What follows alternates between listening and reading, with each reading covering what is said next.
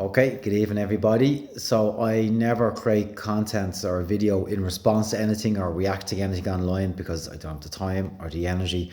I'll make an exception today because this is just an unusual week. It's a crazy week um, because of the estrangement with the Beckhams, and specifically Brooklyn Beckham's post around estrangement from his family. From Wednesday morning, and he posted that Tuesday even from Wednesday morning, I've never seen so much content, so much reaction, so many articles, so many videos from different people just talking about it. And it was obviously a crazy week for me in that I was part of that as well. That I had so many journalists and producers and researchers looking to talk, looking for interviews for different radio programs, for podcasts, for newspaper articles, and then it ended up with I did an interview in Ireland AM over here in Ireland, obviously, on Friday morning, which was a nice experience and it was a nice interview. But I want to just talk a little bit about this whole thing. Um, Firstly, since I posted my own interview and I'm looking at other people's content and the reactions to the content, a lot of people saying, "Why are we talking about this? Like this, what's the big deal? And surely there's more important things to be discussing." And I agree with that. I think there's much bigger issues on this planet than the Beckhams and their estrangement. And I do appreciate people feel like this is just, it's not important and we need to be focused more on that. Um, I also say I don't personally have any interest in celebrity culture. I've nothing against the Beckhams. If it's terrible that they're estranged, I'm not interested in that life, that world. I'm focused on my own family and my work and everything else. But I do appreciate that it's obviously they're a huge brand, they're a huge family, they're very well known, and estrangement is such a controversial topic and it's also so prevalent. It's going to capture people's attention.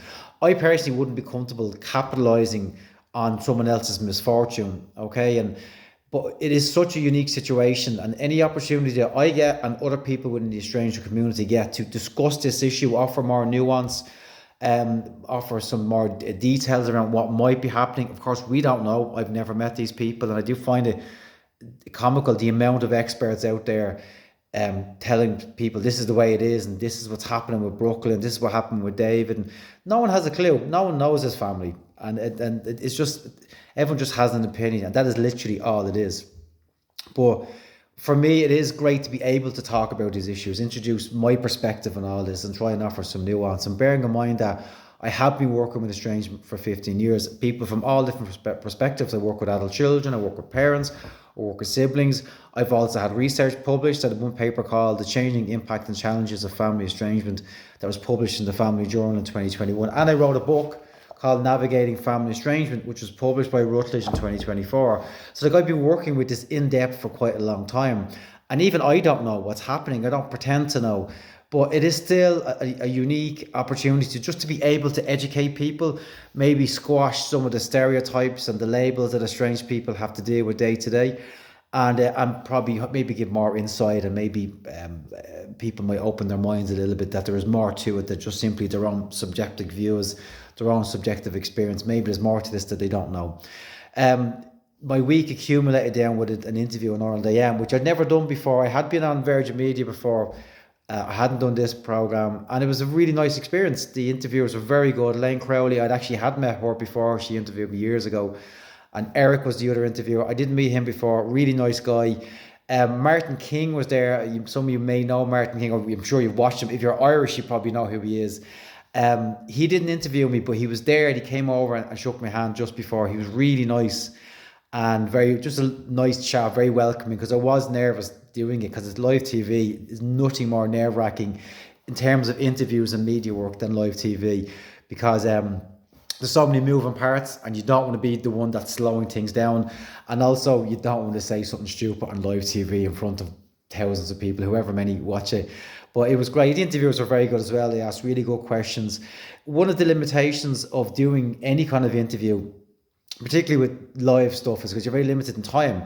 So that interview was no more than 10 minutes, and there's only so much I can discuss in 10 minutes. There's a lot I didn't discuss. There's so much aspects to this that I just won't get to address. In the same way, I'm also led by the questions that the interviewers asked. So, I was trying to keep on track, and I went in there with a certain goal of remaining as neutral. Yeah, it may be this side, it may be this side, maybe Brooklyn's experiencing this, but maybe the David and Victoria experiencing this. So it's always trying to be nuanced, to not lean too side in one perspective versus another, because you do run the risk of alienating somebody. So if I was to lean too hard on Brooklyn's perspective, I could alienate the parents from this conversation, who I don't want to do. Likewise, if I lean too hard on the perspective of perhaps David and Victoria and how they might view this whole thing, I could alienate adult children. I don't want to alienate anybody from this conversation. We want an inclusive conversation that everybody can listen and garner something from it and then take away with it.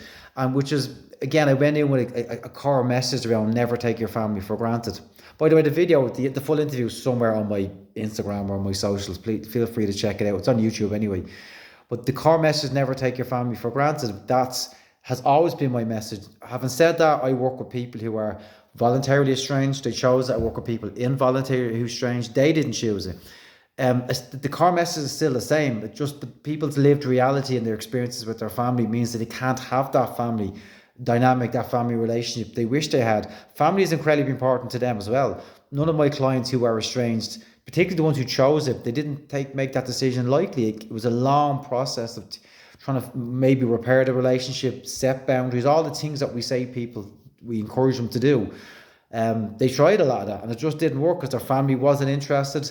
I'd say the hardest part of this work is listening to how families treat each other, because it's appalling how families treat each other, to be quite honest with you, on all different sides, all different perspectives. It's not nice to hear, but I just do my best to support my clients through that. But the interview was fine. I think I was nervous. I always am doing media work, but I think it was a good interview. I'm happy enough with it, and I really, really appreciate the feedback from it. People were giving me great insight and nice things were said, and nice compliments. And look, these things make a difference, especially when I don't do too much TV work. So I do appreciate that. One last thing I want to say was that whenever I do media work or anything, even if it's an article, I tend to get hit by a wave of people looking for sessions. And it absolutely breaks my heart to turn people away or to tell them, I'm sorry, I can't take people on right now, or they're on the waiting list, which is generally what I do. I only have a capacity to work with so many people at one time. And the way my life is and the way my work is, I can't take on too many more people right now. And I hate doing that, because I know when people reach me, they're at a point of desperation. It's probably a crisis. Things have changed for the worst. All of a sudden they feel like they've met me or other people in the estrangement community. It's not just me. Obviously there's some brilliant people, really important voices in the space, and I encourage you to listen to all of them. But I'm limited in what I can do and how I can work with. Also bear in mind that when I work with someone, it's not a short-term thing. People are more often, they're with me for months, sometimes years, and that's because of the nature of family, the nature of estrangements, the challenges, they change. Sometimes it can take a long period just to unpack the family history to get a sense of why this all happened. Excuse me. So it does take time, and I have to build a really important relationship with my clients. It can take time to even build that as well, so they can start to trust people again and open up and feel safe again and realize that they can talk about it and there will not be negative consequences. Nothing is going to happen. They're safe in this environment, but there's only so many people I can work with. In response to that though, what I am going to do is launch more support groups this year, and I love running these groups. I call them support clinics because it's not just me listening. We do a lot of interactive stuff, a lot of questions, we discuss specific scenarios. There's a big educational aspect to it as well. But I'll be launching those, another one probably the end of February. I'll let people know. I do have a referral network of people, but it's not huge. Okay, there's certain people I would refer on, but I only refer someone to someone I know. I'm sure there's others who work with these issues. I just don't know them personally, and I'm just slow to pass somebody on if I don't know them, just because I need to know how someone works, their values around family, or their understanding of the complexities of family dynamics. Some are amazing, and if you find other people, reach out to them. I will refer people on. I'm going to have to start training therapists at some point, probably this year, because there's not enough therapy training for this. And what exists is some stuff in the US. Maybe I think there's one person in the UK, nothing in Ireland.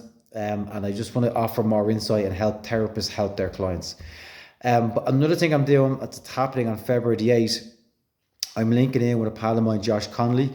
If you don't know Josh and you're interested in dysfunctional families and what they look like, the actual mechanics of a dysfunctional family, Josh is brilliant at that. He's a great channel on Instagram and other social media platforms, and he just offers a lot of details and a lot of nuance around what it's actually like to be in a relationship with someone who may conventionally be described as toxic or dysfunctional. I don't use those terms personally, but I understand why people do. And he's excellent at that. We're going to do a workshop called Parenting Through Estrangement. And this is specifically for people who are struggling with their family, whether they're estranged from their parents or their siblings, and they have kids themselves. How do they navigate that challenge? What's the biggest fears of being a parent when you have been estranged from your own parents? How do you do? How much do you tell your kids? When do you tell them? How much do they need to know? How do you navigate if estranged family want to see the kids? Is it okay to do that? Is it, I don't encourage or condone punishing someone by depriving them access to kids. But at the same time, I appreciate sometimes estrangement represents a boundary and they need that distance from family because of their behaviours, and they don't want to open up more damaging behaviours going forward through the kids or through access to the kids. So these are difficult aspects of it as well. Another one, how do you prevent an estrangement in the future? Now, there's no science to this. It's all about relationships and trying to develop relationships with kids, and also mitigating against people's own negative experiences, possibly with their parents, with their family, or whoever else. And it's a constant balancing act. You don't want to go too far in terms of the other extreme of your own upbringing. And at the same time, you don't want to repeat patterns. You don't want to behave the way they did. You don't want to react the way your family did. At the same time, people do go too far. They compensate too much, and they don't maybe correct their kids when they need to do. So we're going to discuss all of these things on the 8th of February at 6:30 p.m. Again, you'll find the link is somewhere, probably in my bio. The link to that. You'll find the link to my book. It's on Amazon anyway, but it's somewhere in my bio as well. There'll be a Linktree link there somewhere, but you'll find it on Amazon. And that's it. Thank you so much, guys, for watching this. It's a long week. I'm going to bed because I'm knackered.